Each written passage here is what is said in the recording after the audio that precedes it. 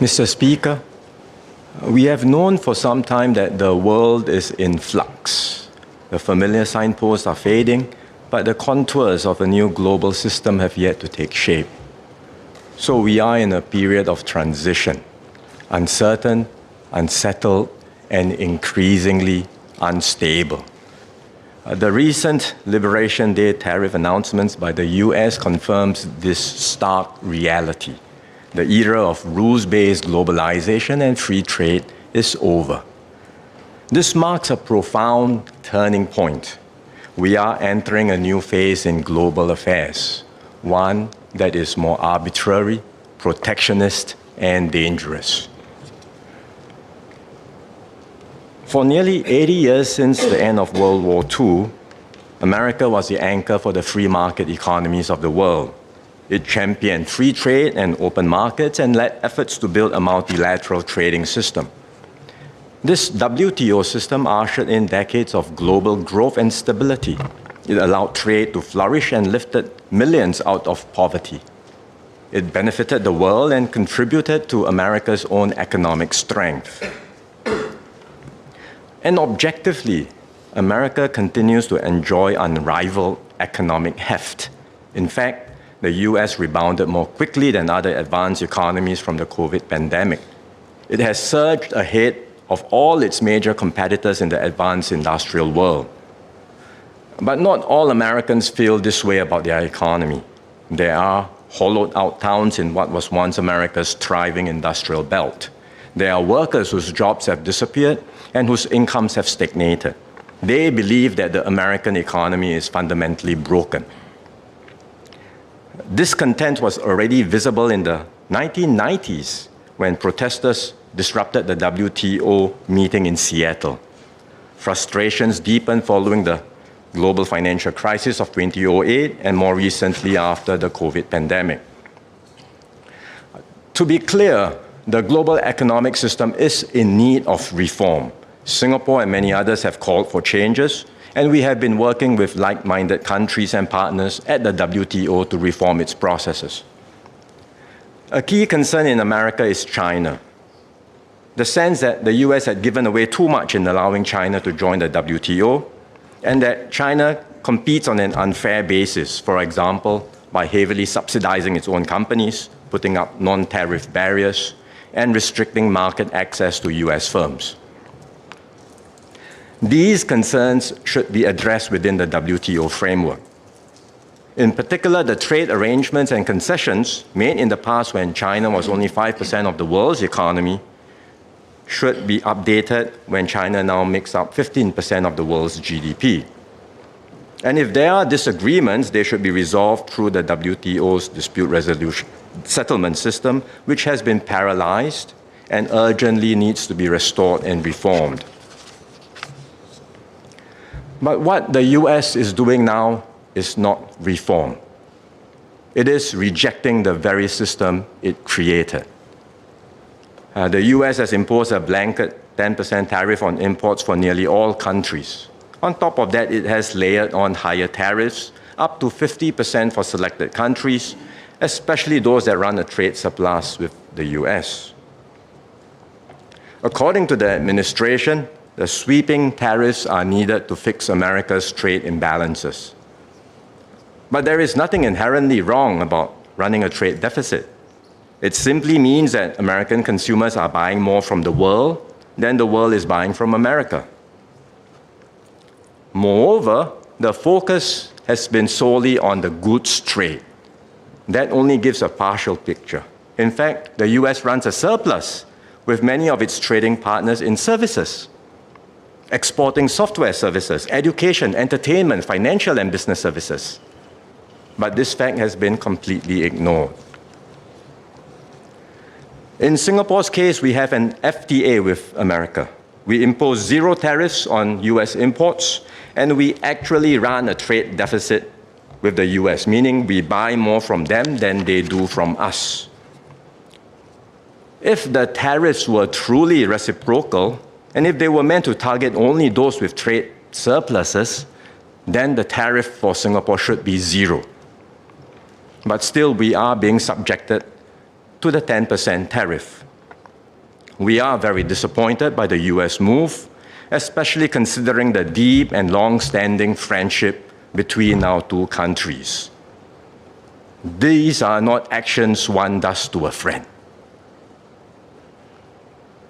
Asia bears the brunt of the US tariff increase. Within the region, China is the hardest hit, facing a 34% tariff this round. And this is on top of the 20% tariff increase imposed over the last 2 months and the 20% from the first Trump administration. So taken together, the average US tariff on Chinese products now exceeds 60%. In Southeast Asia, the tariff rates range from 10% to 49%. These measures will accelerate the fracturing of the global economy. Instead of flowing based on economic efficiency, capital and trade will increasingly be diverted based on political alignment and strategic considerations. Several members have asked about the impact of the tariffs on specific industries in Singapore. We are assessing the situation carefully, but our deeper worry is not the direct impact that these businesses face.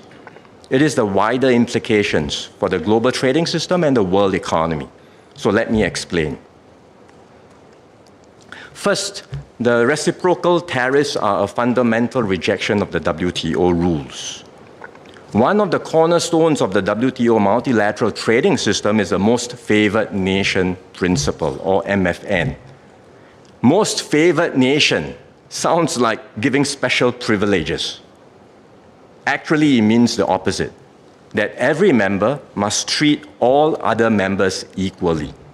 In other words, if a country extends more favorable terms or imposes additional restrictions to one trading partner, it must do the same to all other WTO members. There are some carve-outs and exceptions to the MFN rule, for example, to allow free trade agreements. But MFN has long been the bedrock of the multilateral trading system. It ensures a level playing field, prevents discrimination, and enables countries, big or small, to compete fairly in global markets. This has helped to liberalize trade amongst more than 100 WTO members, each with different economic and political and social concerns. America's new tariff regime is a complete repudiation of the MFN principle. It opens the door to selective country-by-country trade relations based on unilateral preferences. If other countries adopt the same approach as the US, the rules-based trading system will unravel. This will spell trouble for all nations, but smaller countries like Singapore will face greater pressures, because small countries have limited bargaining power in one-on-one bilateral negotiations. So the major powers will dictate the terms, and we risk being marginalized and sidelined.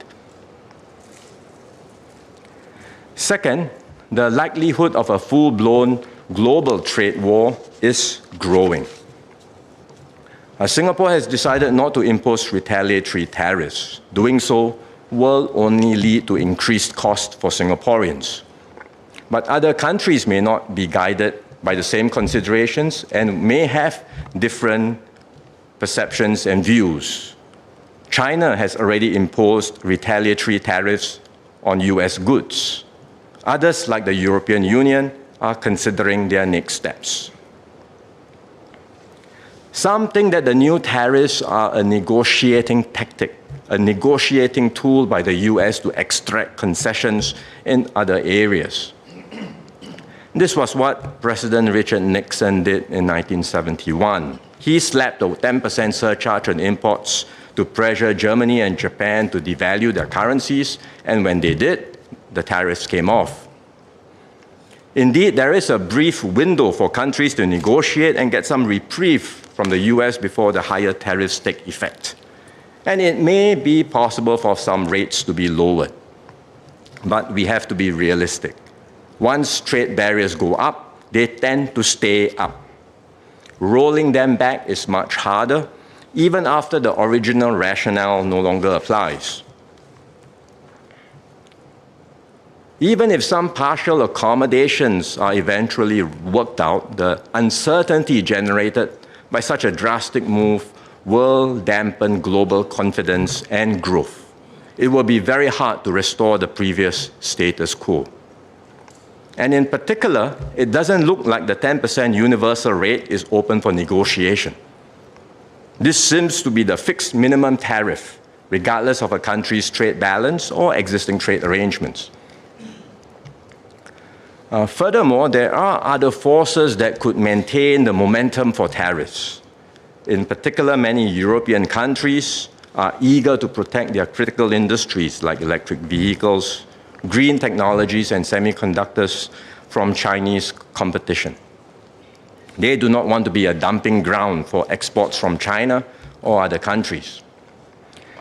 There is also a growing push across the West to strengthen their domestic manufacturing capabilities and to reduce dependence on global supply chains, especially in strategic industries. So this round of tariff increases by the US may just be the beginning of more increases to come globally. And we've seen this play out before. The US enacted sweeping tariff increases through the Smoot-Hawley Act in 1930. Many countries protested and a number retaliated with their own trade restrictions and tariffs. This deepened and extended the Great Depression. In some ways, today's risk may be greater. The new US tariffs, if fully enacted, are higher than the ones in Smoot-Hawley. Trade is now a much bigger part of the American and global economy compared to the 1930s. Supply chains are also more deeply connected than they were back then. Any disruption to trade flows will have wider knock-on effects on the world. This brings me to the third point, which is the impact on the global economy. Business and consumer confidence has already been hit by the tariffs. International trade and investments will suffer. Our economic agencies got in touch with several multinational enterprises and local businesses after the tariff announcement. Even those who were not directly affected by the tariffs are worried about weakening demand from their consumers. Some have put new projects on hold while they assess the full implications of the tariffs. These are reactions from companies based here, but I'm sure the same conversations are happening in boardrooms elsewhere.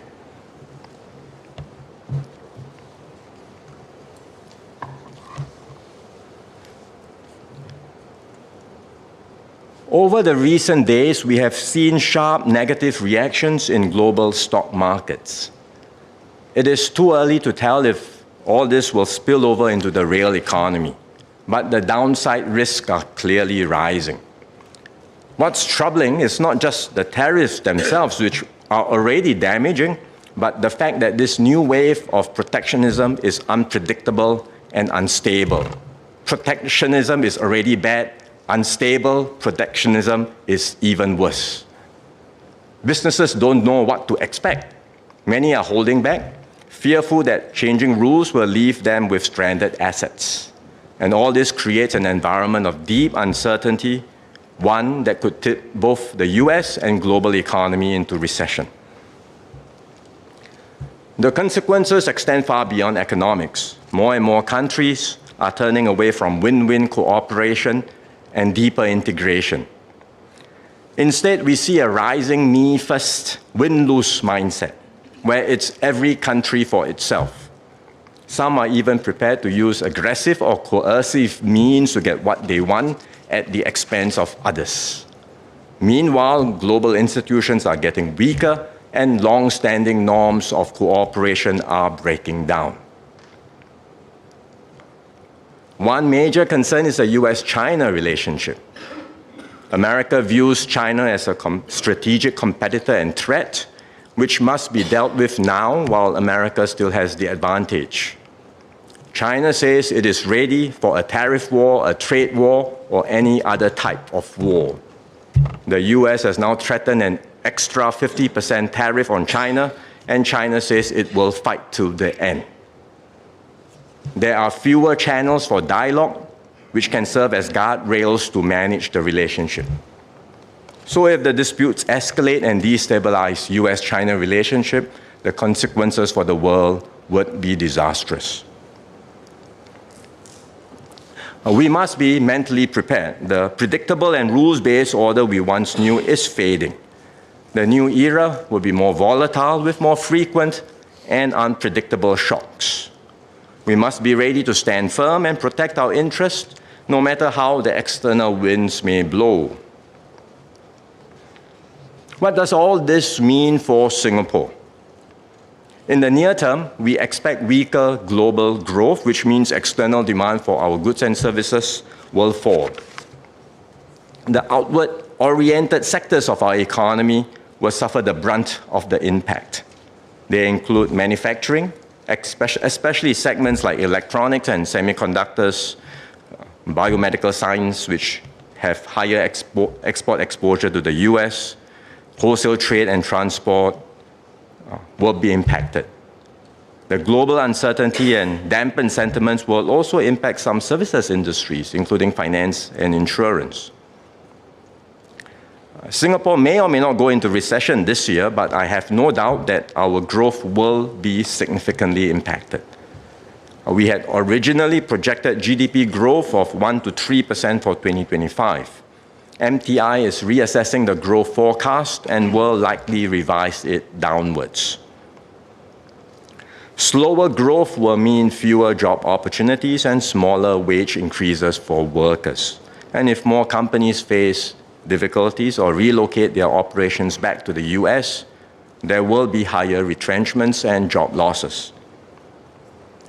For now, the measures announced in this year's budget will provide support for any short-term strain. We have a comprehensive package of measures for households and individuals. They will receive CDC vouchers, SG60 vouchers, and USAVE rebates to help with their cost of living. And there are targeted measures like increased ComCare assistance for the more vulnerable groups. We are also supporting workers through investments in Skills Future. And those who find themselves involuntarily unemployed will receive help to get back on their feet through the Skills Future Job Seeker support, which will start later this month. We've also rolled out measures in the budget to help businesses. There are short-term support measures through corporate income tax rebates, as well as schemes to boost their productivity and competitiveness and to pivot to new markets. Our economic agencies are also engaging the firms impacted by the tariffs to better understand their responses and see how we can support them and assist them with any specific issues they face. Nevertheless, the situation is fluid and can change quickly. We will therefore set up a task force chaired by DPM Gan Kim Yong to help businesses and workers address the immediate uncertainties, strengthen their resilience, and better adapt to the new economic environment. In addition to our economic agencies, the task force will include the Singapore Business Federation, the Singapore National Employers Federation, and the NTUC. We will continue to monitor developments closely. The government stands ready to do more if and when necessary. We have the resources to do so because of the financial discipline and prudence we've exercised over the decades. In this new environment, Singapore must redouble our efforts to remain a key node in global flows and a trusted business hub. We will forge closer links with like-minded partners who share our commitment to open and free trade. The US may have decided to turn protectionist, but the rest of the world does not have to follow the same path. We will identify other partners to join us and work around this to ensure resilience and maintain critical parts of the multilateral system while laying the foundations for a possible new and different global system that can be achievable later. And this is why I've made the effort to engage and visit my counterparts in different countries. I touched base with the UK Prime Minister Keir Starmer yesterday and have a few more conversations lined up in the coming weeks. They are all keen to do more with Singapore and to expand our economic cooperation, including in new areas like the digital and green economies. In particular, we will strengthen our collaboration and integration within ASEAN. Last Friday, I spoke with Malaysian Prime Minister Anwar Ibrahim. Malaysia is also the ASEAN chair this year. We agreed to accelerate ASEAN's integration efforts to make our region more attractive and competitive. A special ASEAN Economic Ministers meeting will be convened later this week. They will discuss further ways that ASEAN can work together to strengthen intra-ASEAN trade and to send a strong signal of ASEAN's commitment to regional economic integration. As a group, ASEAN will also continue to strengthen our links with like-minded partners in areas of mutual interest. Mr. Speaker, we are entering a changed world. The only way Singapore can make it through the gathering storm is to stay united, pool our resources, our resilience, and our resolve. The government will do everything we can to steer Singapore through the choppy waters and make sure no one is left behind. We will keep our economy open, our society cohesive, and our institutions strong. We will create new value propositions for businesses and investors. We will act boldly and decisively when needed to ensure Singapore continues to succeed. Above all, we will put the interests of Singapore and Singaporeans at the center of everything we do. The road ahead will be harder. The dangers are real, but so too is our determination. In many ways, we are in a better position than we were 60 years ago when we became independent. We've built deep reserves as a strategic buffer. We've forged a strong compact built on solidarity and trust in each other. And most of all, we have our ingenuity and wit, our grit and gumption, a never-say-die spirit that has seen us through every crisis and will carry us through the ones to come. So, Mr. Speaker, I say to this House and to fellow Singaporeans, do not fear. Now, more than ever, we will stay resolute and united. Our little red dot will continue to shine. In a dark and troubled world, Singapore will hold our ground as a beacon of stability, purpose, and hope. Thank you, sir.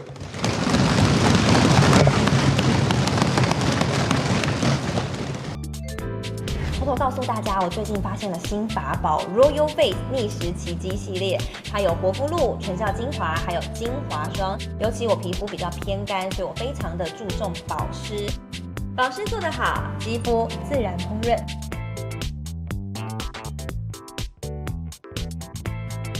提亮肤色更年轻，抚平皱纹超有感，而且气色变好。 用心保养，每天都更美一点。